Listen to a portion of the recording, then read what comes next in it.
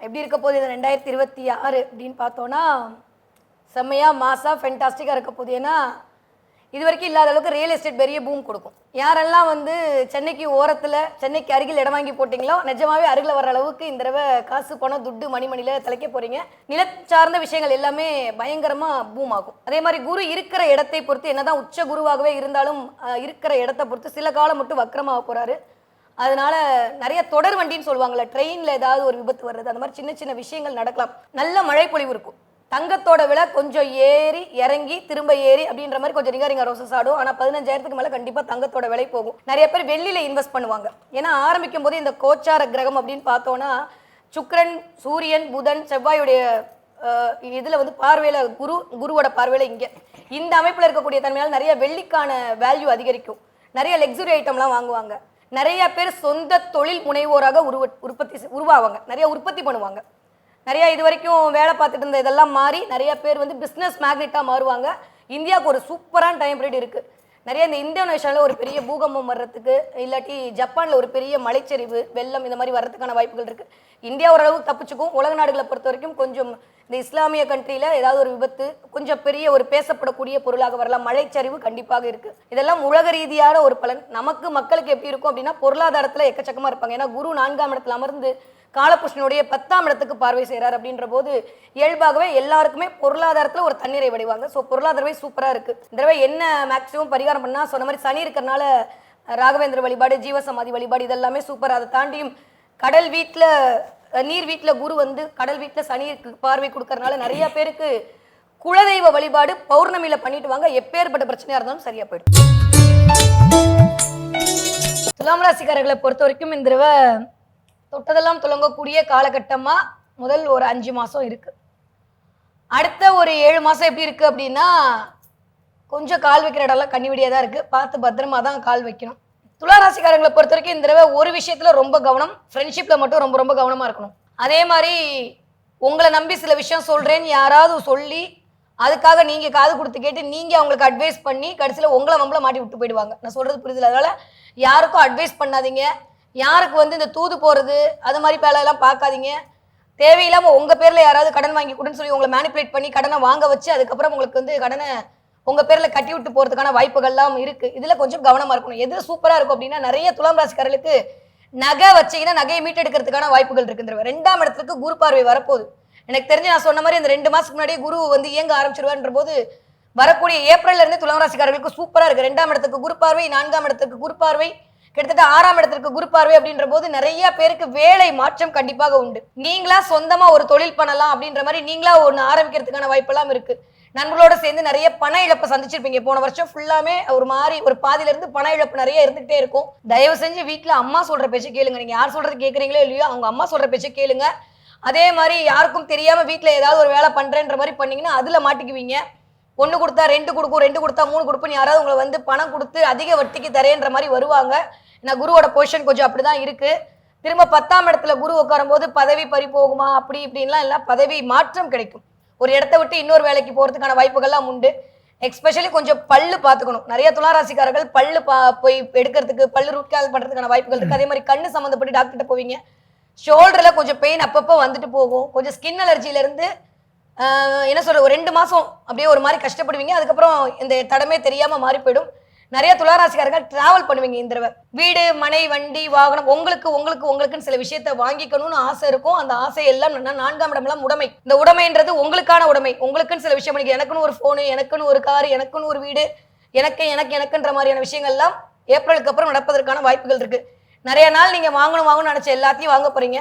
கொஞ்சம் உங்களுக்கும் உங்க அப்பாவுக்கும் ஒரு சின்ன மிஸ் அண்டர்ஸ்டாண்டிங், இல்லை உங்களுக்கும் உங்க கணவருக்கும் ஒரு சின்ன கருத்து வேறுபாடு வரலாம். ஒரு 3 மாதம் கொஞ்சம் ஊடலாகவும் அடுத்த மாதம் எல்லாம் கொஞ்சம் கூடலாகவும் இருக்கும் போது. ஸோ அதனால வார்த்தைகளில் ரொம்ப கவனமாக இருக்கணும். குரு பார்வை இருக்கிறது ஒரு பக்கம் செல்ஃப் கான்ஃபிடென்ட்டை இன்க்ரீஸ் பண்ணி கொடுத்தாலுமே நான் தான் பெரிய ஆளுன்ற மாதிரி பேச வச்சிரும். அதனால பேச்சில் மட்டும் கவனமாக இருக்கணும். மற்றபடி சூப்பராக இருக்குது. நிறைய வைரம் வாங்குவீங்க. எவ்வளோ காசு எவ்வளோ போனாலும் வைரம் வாங்குறதுக்கான அமைப்பு இந்த துளாராசிக்காரர்களுக்கு. வெள்ளி வாங்குறதுக்கான அமைப்பு இருக்கு. நிறைய குருமார்களுடைய சந்திப்பு கிடைக்க போது. நிறைய கோயில் குளத்துக்கு போறீங்க, புனித யாத்திரைகள் நீராட போறீங்க, நிறைய டிராவல் பண்ண போறீங்க, ஜீவசமாதி வழிபாடு, சித்தர்களுடைய வழிபாடுன்ற மாதிரி மனம் கொஞ்சம் அந்த மயில வைக்க போது. ஒரே ஒரு விஷயம் துளாராசிக்காரர்களுக்கு என்ன வாழ்வியல் பரிகாரம்னா தயவு செஞ்சு மெடிடேஷன் பண்ணுங்க. வேற ஒண்ணுமே இல்லை. 10ஆம் இடத்துல கர்மஸ்தானத்துல வந்து குரு அமர போறாரு, கர்மிகளை இன்க்ரீஸ் பண்ண போறாரு. 6ஆம் இடத்துல வேற அந்த பக்கம் உட்கார்ந்துருக்காரு சனி. அதனால மெடிடேஷன் பண்ணுங்க.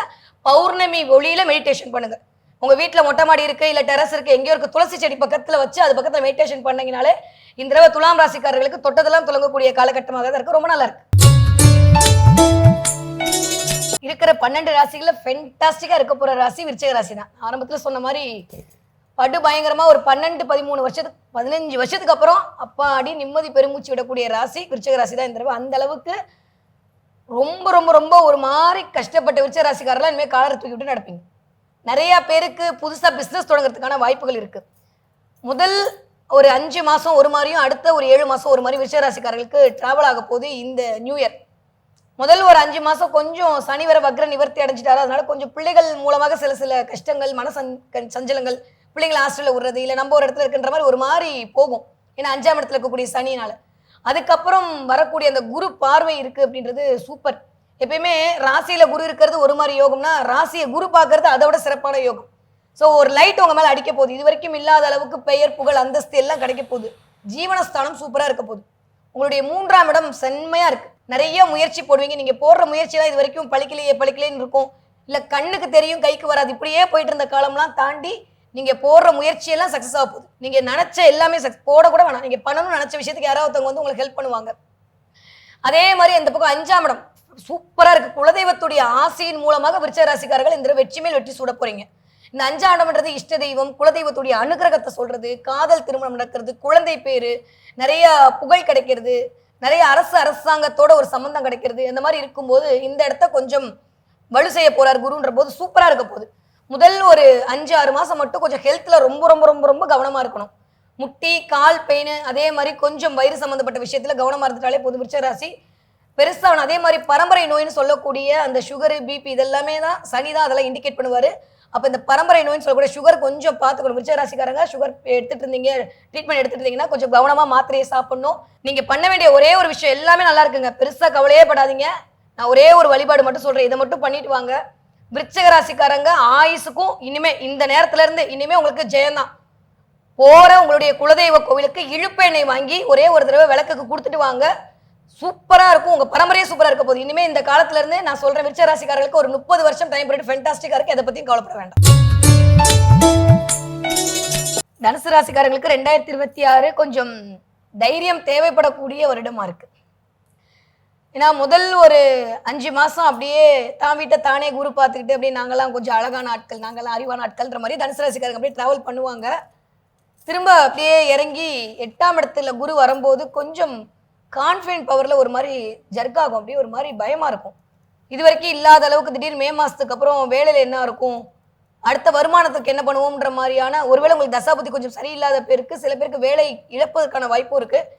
இல்ல வேலையை எப்படி நான் பெருக்கிக் கொள்ளலான்ற மாதிரியே தாட் ப்ராசஸ் ஓடிக்கிட்டே இருக்கும். நைட்டு தூக்கலாம் கூட எப்படி பண்ணலாம், என்ன பண்ணி வாழ்க்கை அடுத்த லெவலுக்கு எடுத்துட்டு போறதுன்றது மட்டுமே இந்த வருஷம் ஃபுல்லான உங்களோட தாட் ப்ராசஸா இருக்கும். ஏன்னா 2ஆம் இடத்திற்கு குரு பார்வை அதுவே ஒரு நல்ல யோகத்தை கொடுக்கும். நிறைய பேருக்கு யாரெல்லாம் வந்து டீச்சர்ஸ் வேலை பார்க்குறீங்களோ, யாரெல்லாம் வக்கீலா இருக்கீங்களோ, யாரெல்லாம் வாயால் பிழைக்கக்கூடிய தொழில் செய்கிறீங்களோ, மார்க்கெட்டிங் ஃபீல்ட் இருக்கீங்களோ, அத்தனை தனுசு ராசிக்காரங்களுக்கும் சூப்பரா இருக்க போகுது. ஃபென்டாஸ்டிக்கான டைம் போயிடும். ஆனா மற்ற ஆட்களுக்கு கொஞ்சம் கவனம் தேவை.